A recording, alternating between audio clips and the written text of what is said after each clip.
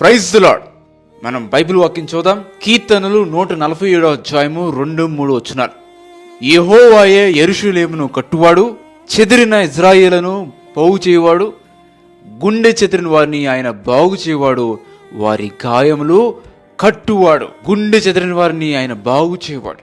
ఈరోజు నీ గుండె పగిలిపోయిందేమో, విరిగిపోయిందేమో, నలిగిపోయిందేమో, దేవుడు చెప్తున్నాడు దాన్ని నేను బాగు చేస్తాను. ఈరోజు దేవుడు నీ గుండెను బాగు చేయాలనుకుంటున్నాడు. నీ హృదయాన్ని ఆయన బాగు చేయాలనుకుంటున్నాడు. ఈరోజు విరిగిపోయి ఉన్నాయేమో, నలిగిపోయి ఉన్నాయేమో, కష్టాల వల్ల, ఇబ్బందుల వల్ల, నీ కుటుంబ సమస్యల వల్ల, ఆర్థిక సమస్యల వల్ల, అనారోగ్యం వల్ల, వివాహం వల్ల, ఎడ్యుకేషన్ వల్ల, నీ యొక్క స్పిరిచువల్ లైఫ్ వల్ల, దేనివల్ల నువ్వు నలిగిపోయి విరిగిపోయినా నాకు తెలియదు. కానీ దేవుడు చెప్తున్నాడు ఈరోజు నీ గుండెని నేను బాగు చేస్తానంటున్నాడు దేవుడు. దేవుడు మన గుండెలను బాగు చేయాలంటే మొట్టమొదటిగా ప్రార్థన చేయాలి. 2 రాజుల గ్రంథము 20వ అధ్యాయము 5వ వచనం. ఈరోజు నీ గుండె చెదిరిపోయిందా?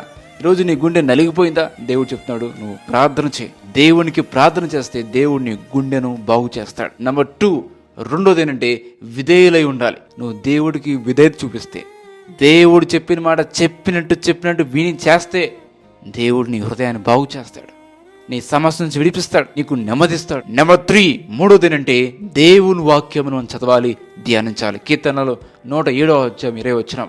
ప్రతిరోజు దేవుని వాక్యం చదవండి, ప్రతిరోజు దేవుని వాక్యం ధ్యానించండి, వాక్య ప్రకారం జీవించండి. ఎప్పుడైతే నువ్వు దేవుని వాక్యం చదువుతావో దేవుని వాక్యం నిన్ను బాగు చేస్తుంది.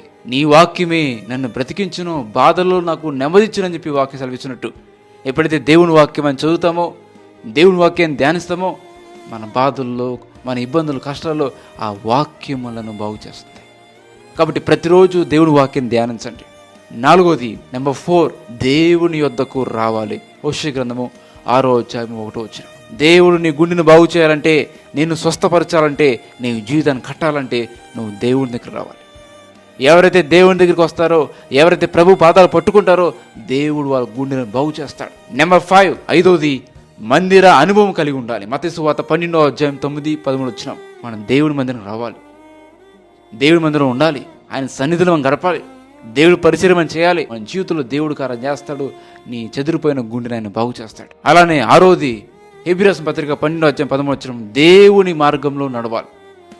ఎవరైతే దేవుడి మార్గంలో నడుస్తారో దేవుడు వాళ్ళ గుండెలను బాగు చేస్తాడు, చెదిరిపోయిన వాటిని ఆయన బాగు చేస్తాడు. నెంబర్ 7, 7వది, దేవుని యందు విశ్వసించాలి. మార్కు సువార్త 5వ అధ్యాయం 27-34 వచనం. ఎప్పుడైతే మీరు నమ్ముతారో, విశ్వసిస్తారో దేవుడు మీ జీవితంలో నూతన కార్యం చేస్తాడు. గనుక ఆయన యందు మాత్రమే నీవు నమ్మకించుమో, తద్వారా దేవుడు నిన్ను ఆదరిస్తాడు, బలపరుస్తాడు, బాగు చేస్తాడు, స్వస్థపరుస్తాడు, నీకు తోడై ఉంటాడు.